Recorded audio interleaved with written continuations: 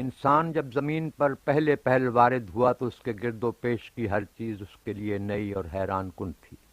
سورج صبح کو افق مشرق پر زمین کے نیچے سے اوپر آتا اور دن بھر کا سفر طے کر کے شام کو مغرب میں ڈوب جاتا۔ چاند اپنے مقررہ سفر کا آغاز کرتا تو آسمان پر روشنی کی ایک مہین سی نازک سی کمان کی طرح ہوتا، پھر روز بروز بڑھتا ہوا 14ویں رات کو پورا چاند بن جاتا، پھر روز بروز سمٹتا چلا جاتا حتیٰ کہ نظروں سے غائب ہو جاتا۔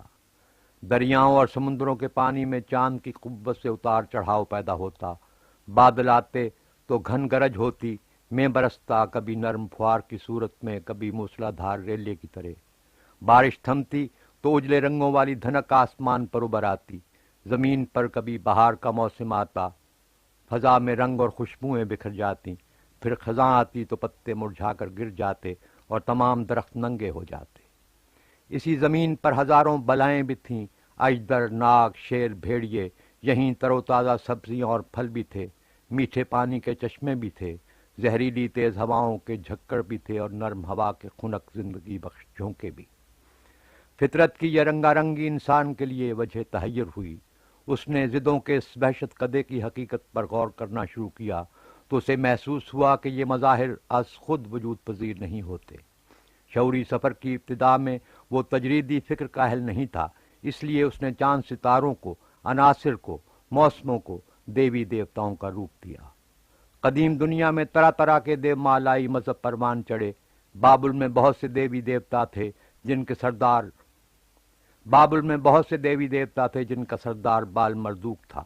قدیم مصر میں خداوند را یعنی خدائے شمس دیوتاؤں کی اقلیم کا بادشاہ تھا۔ یونان میں یہ مقام زیس کو حاصل تھا۔ قدیم ہند میں ورونا، اندرا دیوتاؤں کے سردار تھے۔ برہما کا تصور بہت بعد میں رائج ہوا، برہما جو عالم شہود میں ایشور ہے۔ لیکن دیو مالائی مذہب سے پہلے جب انسان فطرت پرستی کی منزل پر تھا تو ہر وہ چیز، ہر وہ مظہر جو مفید یا مضر تھا اس کے لیے ایک فوق الفطرت قوت تھا۔ چنانچہ وہ مٹی، پتھر اور لکڑی کی مورتیں بنا کر ان کی پوجا کرتا تھا۔ اس ابتدائی مذہب کو علم الانسان کی اصطلاح میں توتم پرستی یا فیٹشزم کہا جاتا ہے۔ کالا علم یا جادو اسی ابتدائی مذہب توتم پرستی کی پیداوار ہے۔ فوق الفطرت قوتوں کو خوش کرنے کے لیے نظر نیاز دی جاتی، جانوروں اور انسانوں کی قربانی دی جاتی،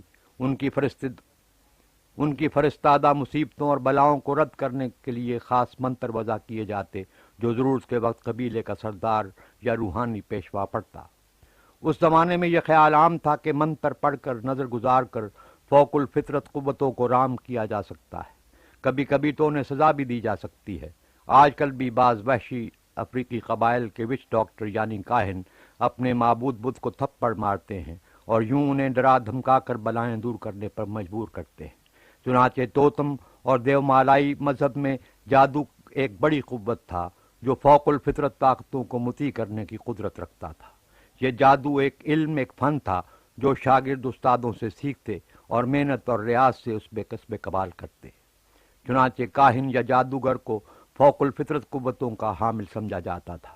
یہ جادوگر اپنے علم اور اپنے فن کے بل پر اپنے تمام قبیلے پر حکومت کرتے تھے۔ عہد عتیق کا انسان اوہام پرست تھا اور جادو اس کی مذہبی اور روحانی زندگی کا محور تھا۔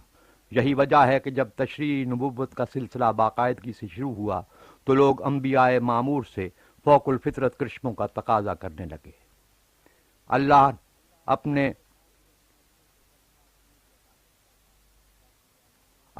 لطف خاص سے اپنے نبیوں کو چند خاص معجزے عطا کرتا تھا تاکہ وہ عوام میں اپنی صداقت ثابت کر سکیں اور جادوگروں اور کاہنوں کے جھوٹ کا پول کھول سکیں۔ کاہن اور جادوگر آگ پر چل سکتے تھے۔ اللہ کے نبی کو آگ میں ڈالا گیا اور آگ گلزار بن گئی۔ فرعون کے سامری جادوگر جادو کے سانپ بناتے تھے۔ اللہ نے اپنے بندے کو عصا عطا کیا، وہ عصا کو پھینکتا تو عصا اژدر بن کر سانپوں کو نگل لیتا۔ کاہن اور جادوگر کالے علم سے امراض کا علاج کرتے تھے۔ اللہ نے اپنے بندے ابن مریم کو شفا کا معجزہ عطا کیا، ان کا ہاتھ لگتے ہی جذام کے مریض شفا پا جاتے تھے۔ جادو اور معجزے میں یہ فرق ہے کہ جادو کسبی چیز ہے، ایک فن ہے، نگاہوں کو دھوکہ دینے والا شوبدہ ہے۔ معجزہ کسبی چیز نہیں کہ نبی جب چاہے اسے برپا کر دے۔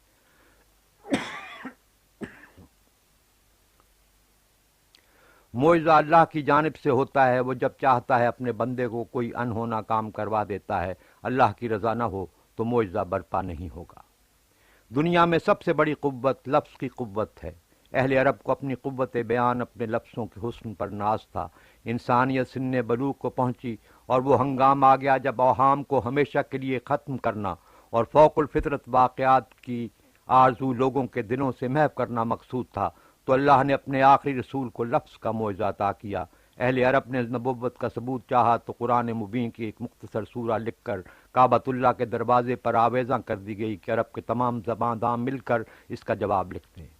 اللہ نے اپنے محبوب نبی کو وہ معجزہ عطا کیا جو عقل کی میزان پر بھی ایک معجزہ ہے اور جو وقت تک کے لیے حق و صداقت کا معجزہ جاریہ ہے۔ قرآن جس کا نظام اقدار، جس کا نظام حیات ابد تک کے لیے انسان کی فلاح اور ارتقاء کا ضامن ہے۔ قرآن جس نے نوع انسانی کو اوہام کی ظلمتوں سے نکال کر علم و تحقیق، تفکر اور تدبر کی راہوں پر گامزن کیا۔ اس زندہ معجزے نے تمام جادو اور معجزوں کو ہمیشہ کے لیے ختم کر دیا۔